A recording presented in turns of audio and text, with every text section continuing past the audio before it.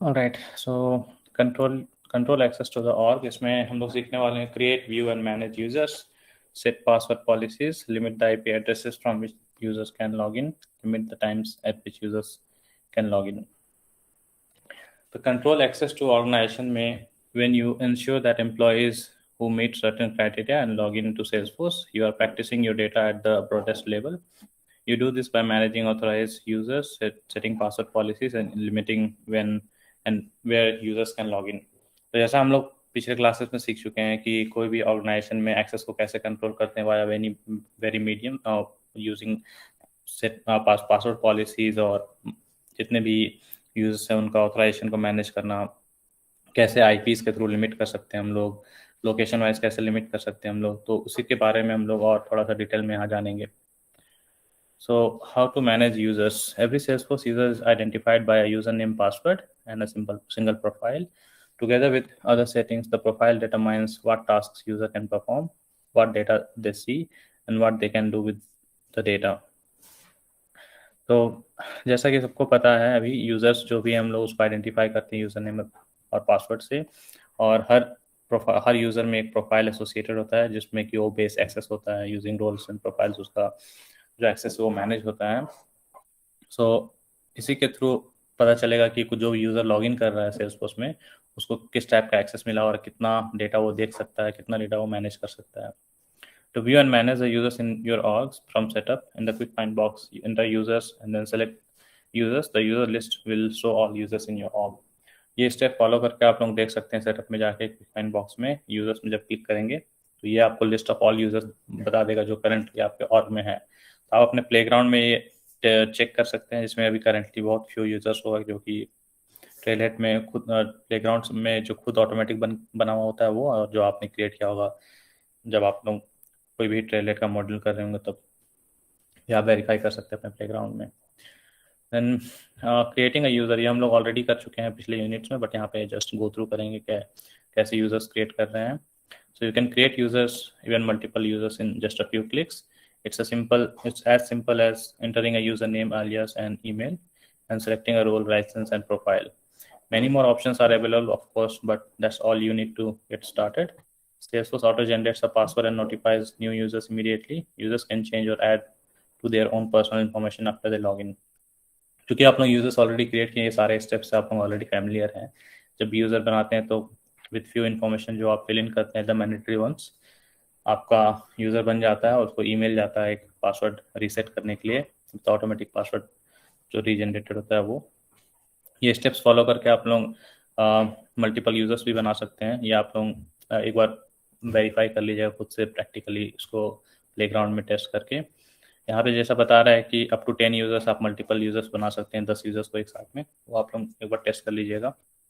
ये स्टेप्स अभी हम यहाँ पे प्रैक्टिस नहीं करवाएंगे आप लोगों के लिए, आप लोग खुद से जाके एक बार इसको टेस्ट करके प्रैक्टिस कर लीजिएगा कि आप लोग 10 यूजर्स एक बार में बना पा रहे हैं नहीं, इन्फॉर्मेशन सब डाल पे कैसे ये लुक एंड फील वाइज कैसा आपको स्टेप्स फॉलो करना है, और आप इसको क्रिएट करके टेस्ट कर सकते हैं. अगर प्लेग्राउंड में आपको लाइसेंस का लिमिट होगा, क्योंकि ये सेल्सफोर्स का 2 ही लाइसेंस होता है, तो डिफरेंट लाइसेंस के साथ बना के इसको टेस्ट कर सकते हैं. जरूरी नहीं है कि सेम लाइसेंस पे आप बनाएं. तो चूंकि 10 यूज़र बना के टेस्ट करना है, तो कोई भी जो भी अवेलेबल लाइसेंस होगा उसके थ्रू आप बाकी 10 यूज़र बना के उसको टेस्ट कर सकते हैं.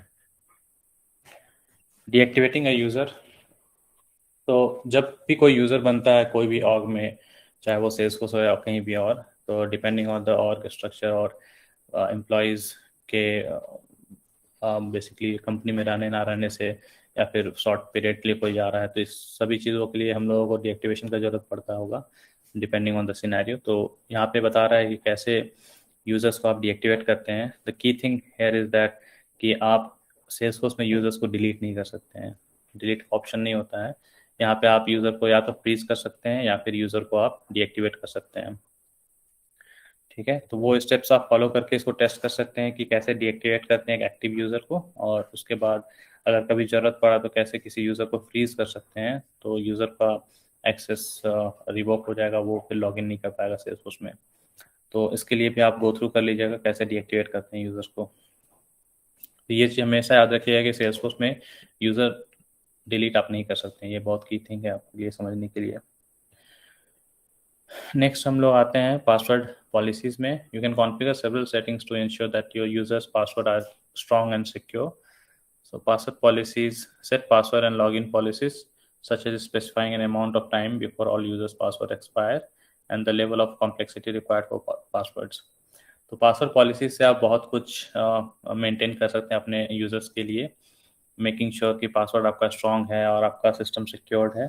क्योंकि बहुत सारे टाइम में होता है कि यूजर्स जो होते हैं वो टेम्पररी टाइम के लिए कॉन्ट्रैक्ट में ज्वाइन करते हैं, तो it's very important for you to basically उसको अकॉर्डिंगली सेट करना, ताकि हमेशा हर एम्प्लॉय उस एडमिन साथ में नहीं होता है, होता है एडमिन ही छोड़ के जा रहा होता है. ऐसा प्रोसेस आपको सेट करना है अपने ऑर्ग में, अपने क्लाइंट के पास, कि even though you are there और नॉट, वो आपके पासवर्ड पॉलिसीज जैसा आप सेट किए, जैसा आप यूज़र बनाए हैं, यूजर्स का जो एक्सेस है उतने ही टाइम के लिए ही वो हो, और अकॉर्डिंगली पासवर्ड एक्सपायरेशन का अगर कुछ आप डाले तो वो, तो इसके लिए डिफरेंट ऑप्शन है, like user password expiration, user password resets, login attempts and lockout periods. इन सभी चीज़ों को आप टेस्ट कर सकते हैं, जिसमें कि यूजर पासवर्ड एक्सपायरेशन में है expire the password for all the users in your org except for users with password never expires permission. तो इसमें आप ये सारे ऑप्शंस के साथ आप इसको बना सकते हैं. इसमें क्या आप दे सकते हैं कि हाँ, सारे यूजर्स का पासवर्ड एक्सपायरेशन के लिए डाल सकते हैं एक सर्टेन पीरियड ऑफ टाइम के बाद, और या फिर आप इसमें डाल सकते हैं पासवर्ड नेवर एक्सपायर्स वाला ही परमिशन डाल सकते हैं. यूजर पासवर्ड रीसेट के लिए reset the password for specified users, तो ये भी आप सेट कर सकते हैं, ये कोई भी स्पेसिफाइड यूजर्स को आपका पासवर्ड रीसेट करने का ऑप्शन. फिर login attempts and lockout periods में भी आप देख सकते हैं कि if a user is logged out due to many failed login attempts you can unlock the persons access. जब ये ऑप्शन अगर आप दिए हुए हैं कि कितना लॉकआउट मीन कितना फेल्ड लॉगिन अटेम्प्ट्स के बाद आपको उसका एक्सेस को लॉक करना है, वो ऑप्शन आप देखिए यहाँ पे दे रहे हैं, मैक्सिमम 10 है, तो 10 के बाद उसका यूजर ऑटोमेटिक लॉग आउट हो जाएगा. Then the person has to reach out to admins कि हाँ मेरा लॉक आउट हो गया, आप इसको अनलॉक कीजिए ताकि वो फिर से लॉग इन कर पाए, फिर पासवर्ड भी रीसेट कर पाएंगे उसका. ये स्क्रीन है पासवर्ड पॉलिसीज का. आप क्विक पॉइंट में जाएंगे सेटअप में, वहाँ पे पासवर्ड पॉलिसीज में जाएंगे तो ये सारे ऑप्शंस आप देख पाएंगे, जिसमें each option has its own significance जो आप पढ़ के समझ सकते हैं. जैसे कि एक्सपायर्ड इन 90 डेज, और पासवर्ड हिस्ट्री आपका पिछला पासवर्ड आप पुराना पासवर्ड नहीं डाल पाएंगे, आपको वो चीज़ मेक श्योर करना है. लेंथ क्या होना चाहिए, कॉम्प्लेक्सिटी क्या रिक्वायरमेंट क्या है, फिर क्वेश्चन रिक्वायरमेंट आपका वहाँ पे क्या है, देन लॉगिन अटेम्प्ट्स कितना इनवैलिड लॉगिन अटेम्प्ट्स आप अलाउ करते हैं, ठीक है, लॉक्ड इफेक्टिव पीरियड आप डाल सकते हैं यहाँ पे. ये सारा ऑप्शन आप टेस्ट कर सकते हैं वन बाय वन और टुगेदर भी. तो ये आप एक बार गो थ्रू कर लीजिएगा. Customize the password setting. How long should the password be? Longer is usually better within reason. How complex do you want your passwords? You can require alphabetical, numeric, uppercase, lowercase, or special characters. How many days of password valid? How many times can someone try to log in with invalid credential before being logged out? ये सारा option जैसे कि भी हम explain किए, तो वो सारा सेटिंग्स आप ये टेस्ट कर सकते हैं जो भी यहाँ पे बता रहा है. Choose what to do after forgotten passwords and locked accounts and then click save. तो वो ये सब जब आप ऑप्शन कर लेंगे उसके बाद आप उसको सेव करेंगे तो आपका वो पासवर्ड पॉलिसीज आपका और के लिए सेट हो जाएगा. देन नेक्स्ट आते हैं हम लोग specified trusted IP range for the org. ये जैसे कि पहले भी हम बताए हैं आप लोगों को कि ट्रस्टेड आईपी रेंज जो है आप अपना प्रोफाइल्स के लिए सेट कर सकते हैं, प्लस आप ऑर्ग लेवल पे नेटवर्क एक्सेस पे भी सेट कर सकते हैं. तो इसमें यही बता रहा है कि the first time you log in to Salesforce the IP address is cached in your browser. Anytime you log in from a different IP address, you will be asked to verify your identity, typically by entering a verification code. You can bypass this step for trusted IP ranges. For example, suppose that your user should be able to log in without entering a verification code whenever they are in office.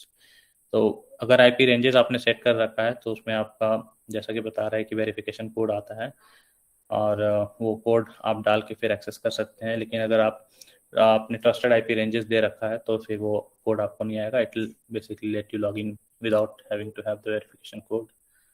सो इसको setup करने के लिए आप setup पे जाएंगे, quick find में आप network access type करेंगे. नेटवर्क एक्सेस में जाने के बाद आप न्यू करेंगे क्लिक. उसके बाद वहाँ पे आप स्टार्ट और एंड पॉइंट दे सकते हैं. आईपी जो भी आपका ट्रस्टेड आईपी एड्रेस होगा कंपनी का और किसी क्लाइंट का जिसके यहाँ आप काम कर रहे हैं, वो एंटर करने के बाद आप इसको सेव कर सकते हैं. तो इसको करने के बाद ये पूरा ऑर्ग लेवल पे आपका वो सेट हो जाएगा जो नेटवर्क एक्सेस से कर रहे हैं आप. तो ये हो गया ऑर्ग लेवल पे। नेक्स्ट हम लोग आ रहे हैं restrict login access by IP address using profiles.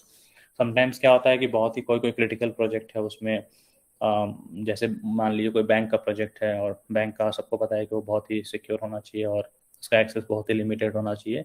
इसके लिए आपको सेल्सफोर्स प्रोफाइल लेवल भी डालने के लिए ऑप्शन देता है, जिसमें कि आप यहाँ पे प्रोफाइल में जाके कर जाइएगा तो वहाँ पे लॉगिन आईपी रेंजेस ऑप्शन होगा, यहाँ पे भी स्टार्ट और एंड डाल सकते हैं।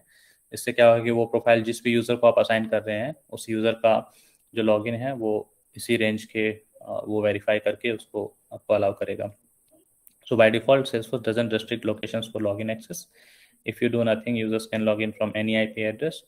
You can restrict where users can log in from using profiles. For example, suppose that certain users wouldn't be able to log in if they are using an IP address outside the office. तो इस scenario के लिए आप इसमें IP address profile पे डाल सकते हैं। तो इसके लिए आपको वही सेटअप में जाना है, क्विक फाइंड में जाना है, प्रोफाइल्स पे जाना है, एंड देन प्रोफाइल आपको लॉगिन आईपी रेंजेस ऑप्शन में जाना है, वहाँ पे आप स्टार्ट और एंड डाल के इसको सेट कर सकते हैं। देन आपको सेव करना है। इसको सेट करने के बाद ये आप एक ट्रस्टेड आईपी रेंज देंगे for each profile depending on the requirement, जिससे कि आप वो रेंजेस पे प्रोफाइल पे भी सेट कर सकते हैं। नेक्स्ट आपका आ रहा है now all users with this profile who are outside the trusted range can't log in when using a profile IP ranges. There are no verification codes to worry about. A user is either in or out.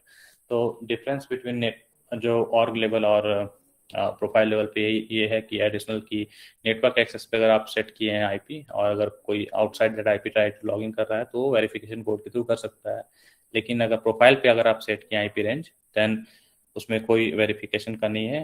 अगर वो range match किया then he will be able to log in, अगर match नहीं किया तो he won't be able to log in. तो ये ज़्यादा सिक्योर है इन टर्म्स ऑफ कोई critical project like bank project आएगा, उस केस में आप ये चीज़ आप ऑप्शन दे सकते हैं। Then comes to restrict login access by time. तो टाइमिंग का भी इसमें एक्सेस दे सकते हैं, जैसे कि अगर आपको लगता है कि users should not be allowed to use the system at a certain point of time, तो आपको ऑफिशियल आवर्स या फिर जो भी आवर्स में आपका एम्प्लॉय या क्लाइंट का एम्प्लॉय काम कर रहा है अकॉर्डिंगली आप सेट कर सकते हैं। For each profile, you can specify the hours when users can log in. For example, if you decide your call center employees really only need to look at customer data while they are taking phone calls 9 to 5, you can make it so they can't log in during evening and weekends. तो इसमें अगर आपको लगता है कि अगर आपके client का रिक्वायरमेंट है कि जो एम्प्लॉय काम कर रहा है उस क्लाइंट के लिए उसको उसका कस्टमर डेटा सिर्फ एक सर्टेन पीरियड ऑफ टाइम के लिए देखना है, फॉर एग्जांपल यहाँ जैसे 9 to 5 का बता रहा है, तो आप वैसा सेटअप कर सकते हैं। इसके लिए आपको प्रोफाइल में जाना होगा, क्विक फाइंड से प्रोफाइल में आपको लॉगिन आवर्स ऑप्शन में जाना होगा, उसमें एडिट में जाएंगे आप, वहाँ पे जाके आप सेट कर सकते हैं। वहाँ पे आपको टोटल 7 डेज का ऑप्शन होता है, तो आप जिस डेज में वो काम कर रहे हैं मंडे टू फ्राइडे और Monday to Sunday whatever, accordingly आप वो टाइमिंग वहाँ पे सेट कर सकते हैं। इससे क्या होगा कि यूजर्स जो है उसी सर्टेन पीरियड ऑफ टाइम में काम कर पाएगा, डेटा एक्सेस कर पाएगा। इसमें अगर आप ऑलरेडी लॉग्ड इन हैं और फॉर एग्जांपल 9 to 5 दिए हुए हैं और वो लॉगिन आवर्स ख़त्म हो गया है, तो उससे क्या होगा कि वो ऑटोमेटिक लॉग आउट नहीं होगा, लेकिन कुछ और कर भी नहीं पाएगा। वो जिस पेज पे रहेगा उसी पेज पे वो फ्रीज हो जाएगा और उसके बाद वो लॉगिन नहीं कर पाएगा। बाद में अगर वो रिफ्रेश करके अगर फिर से लॉगिन करना ट्राई करेगा देन सिस्टम विल रेस्ट्रिक्ट। इसलिए यहाँ पे नोट में बता रहा है कि if users are logged in when they are login hours and they can continue to view their current page but they can't take any further action. तो उसी पेज पे वो रहेगा, लेकिन उसके अलावा वो कुछ नहीं कर पाएगा जब एक्सपायर हो जाता है टाइम। तो this is one of the benefit अगर आपको टाइमिंग वाइज भी किसी को रिस्ट्रिक्ट करना है, जो यूजर क्लाइंट का रिक्वायरमेंट है, अगर किसी को इस टाइप से आपको एक्सेस यहाँ पे रिस्ट्रिक्ट करना है।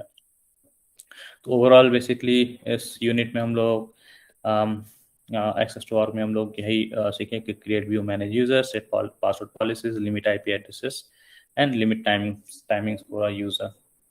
इसमें किसी को कोई क्वेश्चन है, otherwise we can move forward. एक क्वेश्चन था ये, जब किसी भी यूजर को हम डीएक्टिवेट करते हैं और फ्रीज करते हैं तो क्या अंतर होता है? डीएक्टिवेशन और फ्रीजिंग में डिफरेंस आपका यही आ जाए कि डीएक्टिवेट कर दिए हैं तो डीएक्टिवेशन के टाइम में आपको सेल्सफोर्स कुछ ऑप्शन देता है डेटा को ट्रांसफर वगैरह करने के लिए, तो वो आप उसको मतलब ज़्यादा डिफरेंस नहीं है। लॉगिन तो आप दोनों में ब्लॉक कर रहे हैं, डीएक्टिवेशन आप तब चूज़ करेंगे जब आपको पता है परमानेंटली एम्प्लॉय जा चुका है, वो आएगा ही नहीं। तो उस केस में आप डीएक्टिवेट किए और उस टाइम में there will be 4 check boxes. जब आप ट्राई करेंगे तो आप देखेंगे उसमें आपको वो it will let you transfer some of the existing work जो कर रहा होता है यूजर ऑटोमेटिकली। ठीक है, वो एक है। और फ्रीज में क्या होता है, फ्रीज है वो लिमिटेड एक शॉर्ट पीरियड ऑफ टाइम के लिए, या फिर जब लॉगिन अटेम्प्ट बहुत ज़्यादा होता है उस सारे सिनेरियो में फ्रीज होता है। या फिर आपको कोई सस्पिशियस लग रहा है लॉगिन, तो उसको आप फ्रीज करके फिर उस पर आप एनालिसिस ट्राइज करेंगे कि हाँ वो क्यों है सस्पिशियस, या फिर वो शॉर्ट पीरियड टाइम के लिए कहीं गया हुआ है। तो एक्सेस ब्लॉक दोनों दोनों में होगा, लेकिन फ्रीज जब कर रहे हैं तो उसमें ट्रांसफर कुछ नहीं होता है, ट्रांसफरेशन सिर्फ आपका डीएक्टिवेशन में ही होगा। ओके। भैया फ्रीज के लिए भैया टाइम लिमिट सेट करना पड़ेगा क्या, नहीं नहीं, वहाँ पे या है, जब तक चाहे फ्रीज कर सकते हैं? जब तक चाहे फ्रीज कर सकते हैं। एक मिनट हम आपको दिखा देते हैं एक सिंपल, सॉरी थिंग्स।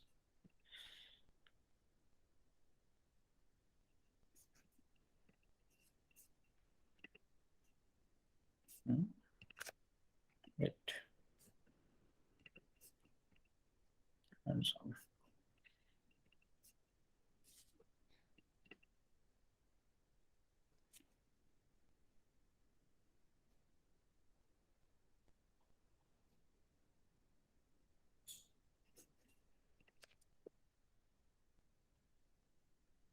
यूजर्स में गए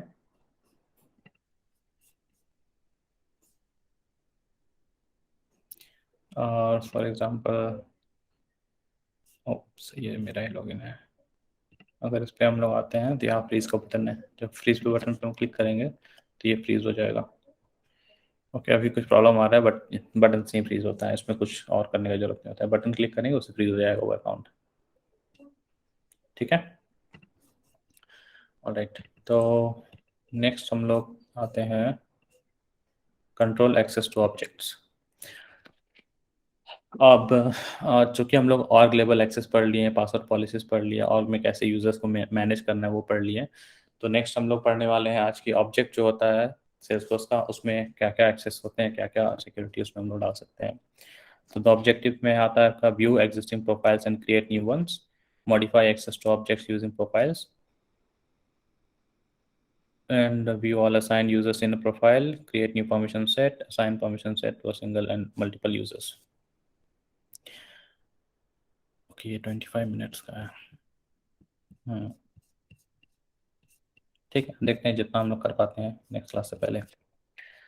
so starting with manage project permission, the simplest way to control data access is to set permissions on a particular type of object. An object is a collection of records like leads or contacts. You can control whether a group of users can create, view, edit, and or delete any records of that object. तो हम लोग यहाँ पे यही बता रहा है कि जो ऑब्जेक्ट का जो एक्सेस है वो परमिशंस के थ्रू आप उसको मैनेज कर सकते हैं। और ऑब्जेक्ट के बारे में सबको को पता है कि ऑब्जेक्ट वो बैकएंड में टेबल होता है जिसमें कि रोज एंड कॉलम्स होते हैं। The columns are the fields and the rows are the records. तो रिकॉर्ड्स में एग्जांपल बताया जो स्टैंडर्ड ऑब्जेक्ट्स आपका है lead and contacts.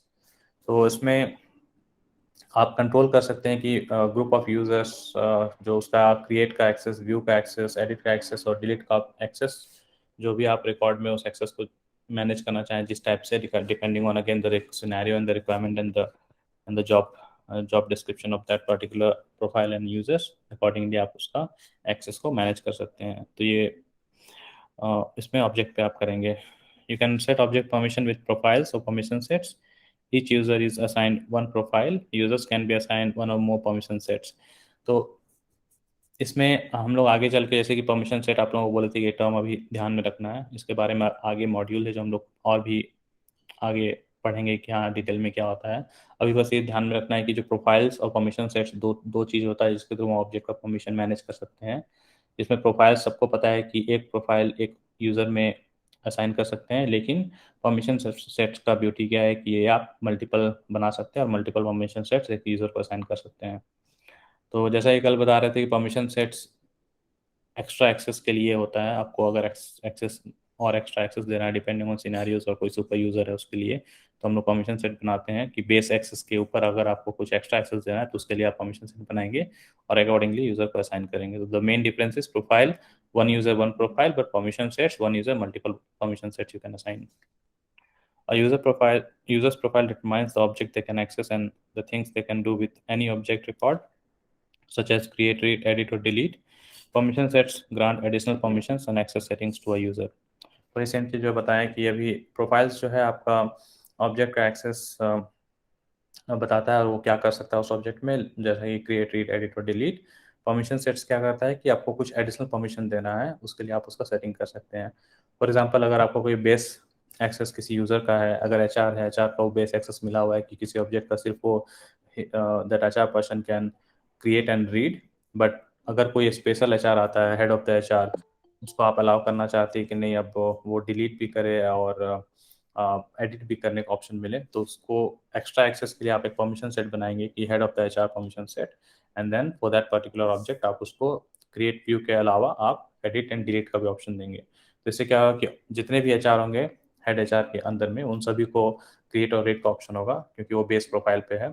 But then head of HR आपका आता है, उसके लिए आप चाहते हैं एडिशनल परमिशन, तो आप वो permission set head of HR के यूजर पे असाइन कर देंगे, तो that person, that head of HR will have edit and delete also. तो वैसे करके हम लोग दोनों प्रोफाइल और परमिशन सेट का यूज़ करके एक्सेस को इनेबल कर सकते हैं यूजर्स के लिए।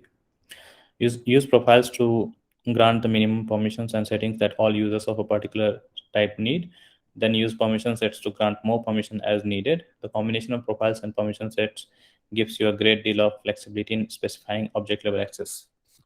तो यही बताना चाह रहा है कि प्रोफाइल्स को आप जब भी कहीं कहीं पे क्लाइंट के पास कुछ सॉल्यूशन लेके जाते हैं, आप कुछ इम्प्लीमेंटेशन करते हैं, तो आपको ध्यान में ये रखना है कि प्रोफाइल्स आप हमेशा यूज़ कीजिए मिनिमम एक्सेस के लिए, ताकि फ्यूचर में अगर आपको एक्सेस एक्सटेंड करना हो for particular scenario for particular users, आप परमिशन सेट्स के थ्रू उसको मैनेज कर पाएँ।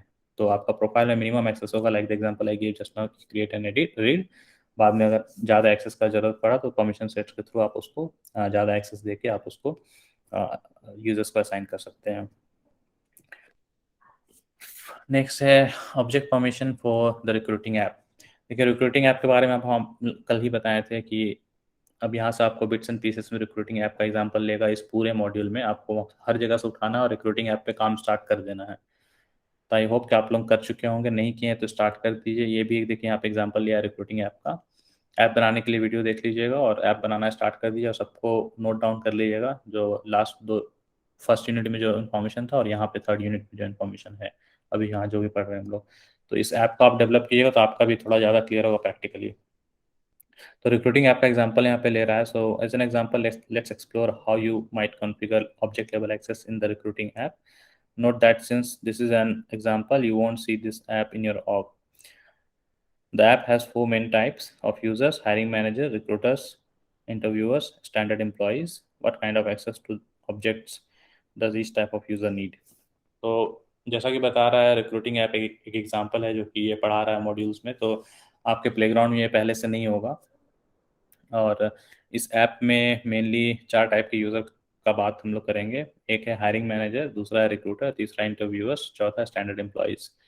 तो हर इस इन 4 टाइप के यूज़र्स का कैसा क्या एक्सेस होना चाहिए वो हम लोग स्लोली आगे पढ़ेंगे इसको। तो हायरिंग मैनेजर में क्या है, when hiring manager should be able to access the recruiting records related to this open positions but shouldn't have access to other recruiting records unless they are owned by the other hiring managers who report to him. Also, there are certain sensitive fields that he has no need to see, like the social security number field. Let's consider permission Ben needs for each of these key custom objects in the app. तो hiring manager जो Ben है उसको वो बता रहा है कि ये जो रिक्रूटिंग रिकॉर्ड्स से रिलेटेड जो भी ओपन पोजीशंस होगा उसमें उसको एक्सेस होगा। एंड जो एक्सेस है basically student have access to other recruiting records. हाँ, तो ये रिक्रूटिंग रिकॉर्ड्स का जो हायरिंग मैनेजर को एक्सेस होगा ये सिर्फ उसी एक्सेस रिकॉर्ड से एक्सेस होगा जो ये हायरिंग मैनेजर बेन जो है वो क्रिएट किया हो, और चाहे वो जिसको ओन कर रहा हो या फिर कोई उसको शेयर किया हुआ हो। अदरवाइज अदर रिक्रूटिंग रिकॉर्ड्स जो होगा उसमें उसको एक्सेस नहीं होगा। अगर कल का क्लास याद होगा आप लोगों को तो हम दिखा रहे थे ना the different level of roles, एक नॉर्थ रीजन एक साउथ रीजन। तो इसी तरह से मान के चलिए अगर हायरिंग मैनेजर आपका है बेन और उसके अलावा भी साथ में बहुत सारे कलीग्स हैं उसके साथ में, तो चूंकि यहाँ पे बता रहा है सिनेरियो में कि ये सिर्फ अपने रिक्रूटिंग रिकॉर्ड्स को एक्सेस कर पाएगा जो ये ओन कर रहा है और जो उसको रिपोर्ट कर रहा है। बाकी दूसरे मैनेजर्स और दूसरे मैनेजर्स के एचआर का रिकॉर्ड को नहीं करेगा। तो ये यहाँ पे जब एक सिनारियो बता रहा है कि कुछ ऐसे रिकॉर्ड्स हैं जिसका एक्सेस नहीं होना चाहिए, तो कल हम बताए थे कि जैसे ही आपको पता चले कि एक्सेस नहीं होना चाहिए, इससे तुरंत आपको स्ट्राइक करना चाहिए कि जो ऑब्जेक्ट का एक्सेस होगा वो प्राइवेट होगा। प्राइवेट होगा तभी आप इस टाइप का मैनेजमेंट कर सकते हैं कि हाँ, some set of users will be able to see who is owning it, otherwise जो जो ओन नहीं कर रहा है, जिसको शेयर नहीं किया हुआ है, वो उसको एक्सेस नहीं कर पाएगा। रोल लेवल वाइज अगर वो सेम या उससे अलग रोल में है और डिफरेंट टीम में है हायरार्की वाइज, तो वो एक्सेस नहीं होगा। तो इस केस में ये प्राइवेट ऑब्जेक्ट होगा। तो अब ये ऑब्जेक्ट वाइज यहाँ पे बता रहा है position, candidate, job application and review. ये 4 ऑब्जेक्ट का एग्जांपल यहाँ पे लिया हुआ है। सो पोजीशन में है आपका Ben should be able to post new positions as well as update and view all fields for position for which he is the hiring manager, but he should only be able to view other managers position. Okay, यहाँ पे एक और चीज़ हम ये वाला बात miss कर, जो हम लोग कल एग्जाम्पल में पढ़े थे हम लोग, कि रिक्रूटिंग रिकॉर्ड्स में सब कुछ देख पाएगा वो Ben as a hiring manager, बस सोशल सिक्योरिटी नंबर फील्ड नहीं देख पाएगा। इसके लिए जैसे हम लोग कल पढ़ रहे थे ना कि जो फील्ड लेवल सिक्योरिटी है उसके थ्रू हम लोग इसको मैनेज कर पाएंगे। तो जब भी ऑब्जेक्ट बनेगा एक्सेस उसको मिलेगा, ये फील्ड पर्टिकुलरली हायरिंग मैनेजर के लिए उसको हम लोग हाइड कर देंगे, तो उसको एक्सेस नहीं कर पाएगा। अब पोजीशन ऑब्जेक्ट में क्या बता रहा है कि ये बेन जो है हायरिंग मैनेजर, वो न्यू पोजीशंस में पोस्ट कर सकता है, उसको अपडेट भी कर सकता है, उसके सारे फील्ड्स देख सकता है, ठीक है। और एज ए हायरिंग मैनेजर उसको सारे अदर मैनेजर्स का जो पोजीशन है उसको वो देख सकता है, ठीक है, लेकिन मॉडिफाई नहीं कर सकता है। तो इसमें हम लोग पोजीशन में क्या समझ में आ रहा है कि पोजीशन में एक सिनेरियो ऐसा बता रहा है कि जो हायरिंग मैनेजर बेन है वो सारे पोजीशंस को देख सकता है, लेकिन एक्सेस और अपडेट क्रिएट सिर्फ अपने ही रिकॉर्ड्स को वो कर सकता है। तो इससे हम लोग क्या समझे, जैसे कल के सिनेरियो में था, ऐसा कोई सिनेरियो जब कि पब्लिकली आपको लगता है कि वो ऑब्जेक्ट का एक्सेस वो देख पा रहा है सभी कोई का, then it cannot be private, ठीक है ना। अगर वो प्राइवेट है तो वो कैसे देख पाएगा। तो इस सिनेरियो में ये चूंकि ये बता रहा है कि he should be able to view other managers position, then इससे हम लोगों को क्या पता चल रहा है कि पोजीशन जो होगा वो रीड ओनली ऑब्जेक्ट होगा, वो प्राइवेट नहीं होगा, रीड ओनली होगा। दैट मीन्स कोई और भी पोजीशन बना रहा है और प्रोफाइल पे उसको एक्सेस है उसका देखने का, then he will be able to search for that record and he can view that record. But edit और क्रिएट वो सिर्फ अपने पोजीशंस में ही करेगा, जो वो खुद के रिकॉर्ड्स को बनाएगा। देन कैंडिडेट में है Ben should only be able to view those candidates who have applied for a position on which he is the hiring manager. Also, since Ben has no reason to see a candidate's social security number, this field should be restricted from his view. अब candidate object की बात कर रहे हैं, तो candidate object में क्या आ रहा है कि कैंडिडेट ऑब्जेक्ट में वो सोशल सिक्योरिटी नंबर फील्ड उसमें हिडन होगा, जो कि Ben as a hiring manager उसको नहीं देखना चाहिए। लेकिन जो भी कोई कैंडिडेट्स अप्लाई कर रहे हैं पोजीशन पे, तो वो उन्हीं कैंडिडेट्स को देख पाएगा जो पोजीशन बेन ने क्रिएट किया है और जिस पोजीशन का बेन हायरिंग मैनेजर है। अदरवाइज पोजीशन जो है वो बेन देख पाएगा सभी कोई का, लेकिन अगर कोई कैंडिडेट अगर किसी ऐसे पोजीशन पे अप्लाई कर रहा है जिसका वो हायरिंग मैनेजर नहीं है, तो वो सिर्फ पोजीशन देख सकता है, लेकिन वो कैंडिडेट को नहीं देख सकता है जो वो अप्लाई कर रहा है, ठीक है। तो इसको अगर हम डिटेल में समझाने की कोशिश करें तो इसको हम लोग ऐसे समझ सकते हैं। मान लीजिए यहाँ पे कैंडिडेट ऑब्जेक्ट हो गया आपका, देन आपका पोजीशन ऑब्जेक्ट हो गया। अब यहाँ पे Ben will come somewhere here. अगर मान लीजिए यहाँ पे बना हुआ है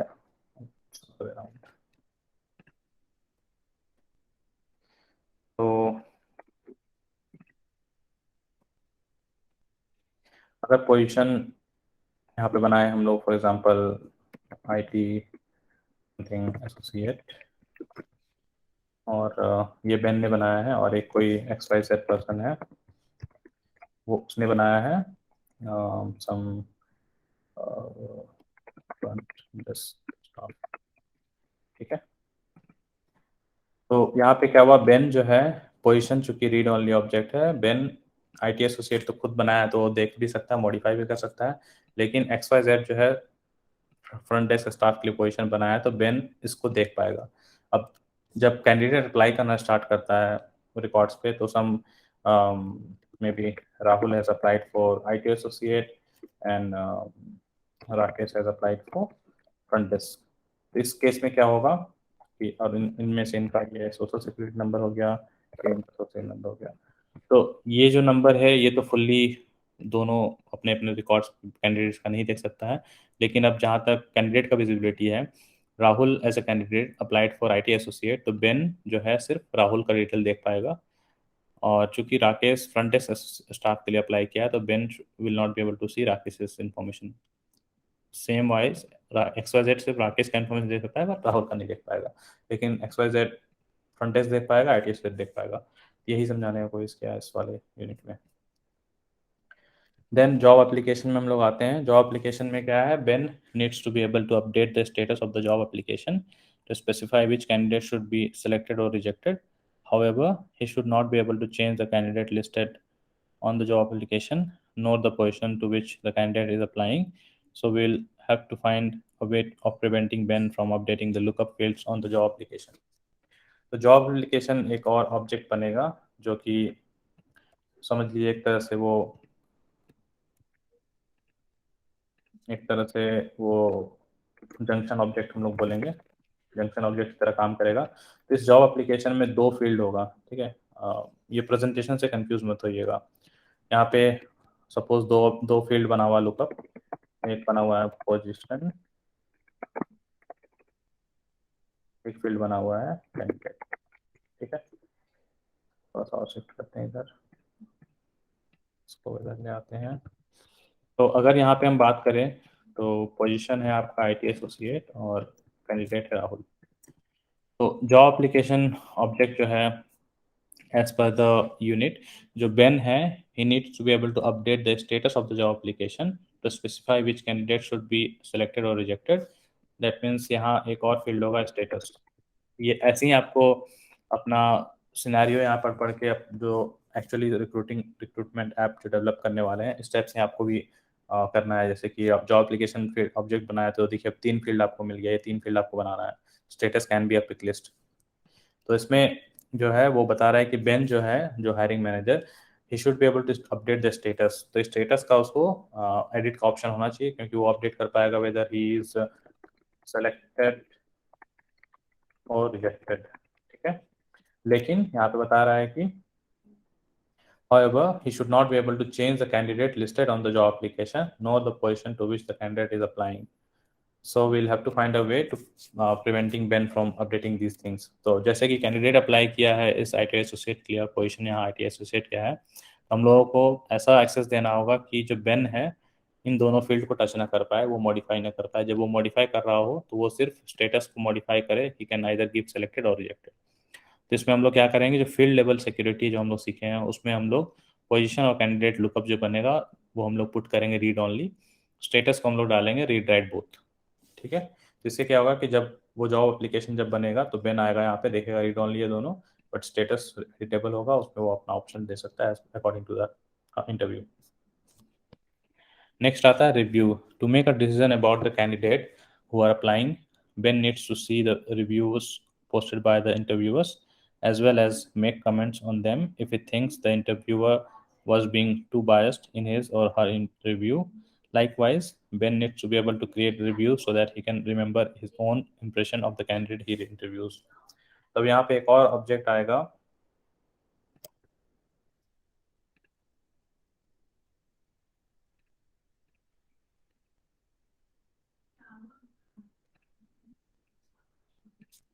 यहाँ पे एक और ऑब्जेक्ट आएगा रिव्यूज।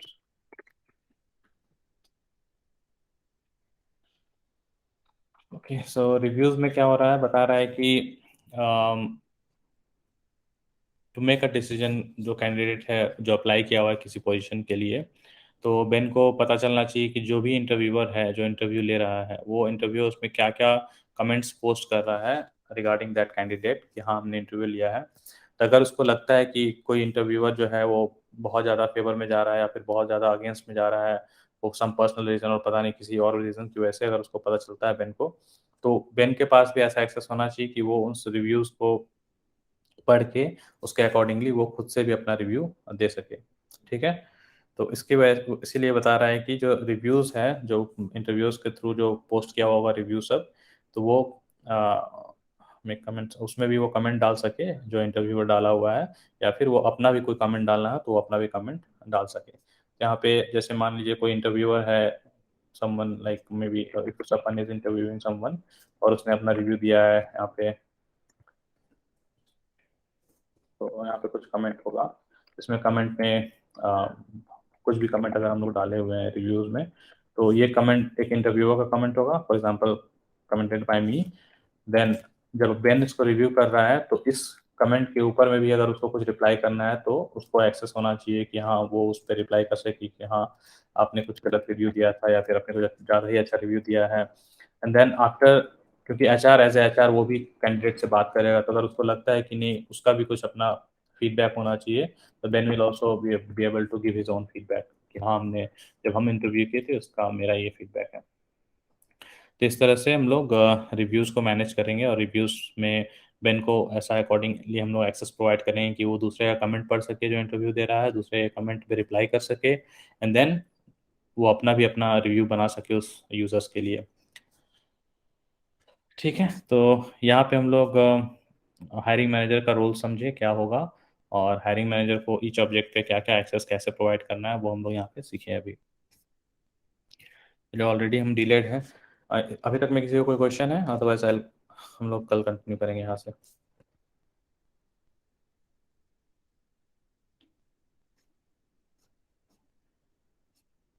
ओके, तो इफ नो क्वेश्चंस, आप लोग रिक्रूटिंग ऐप बनाना स्टार्ट कर दीजिए, ताकि आप लोग धीरे धीरे कैचअप कर सकें और क्लासेस में आप लोग डेली डिस्कस कर सकें जहाँ फंस रहे हो, और आप लोग, और ये प्रैक्टिस भी हो जाएगा, क्योंकि इंटरव्यू सामने आ रहा है तो ये बहुत ही इंपॉर्टेंट होगा आप लोगों के लिए समझने के लिए ये सब बात भी।